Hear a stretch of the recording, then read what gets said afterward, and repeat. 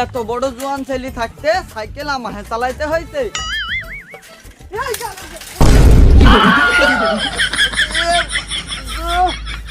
মাদাটাই কোথায় গেল রে?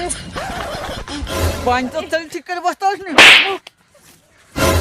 সাইকেল কে চালাইছিল? নিজে ফেল দিল সাইকেলটাকে। আবার কথা বলে দেখবি তোরা খুনি মাঝে হার্ডওয়্যার ভেঙে দিব। সাইকেল চললি চ, তাড়াতাড়ি পুষাইতে হবে।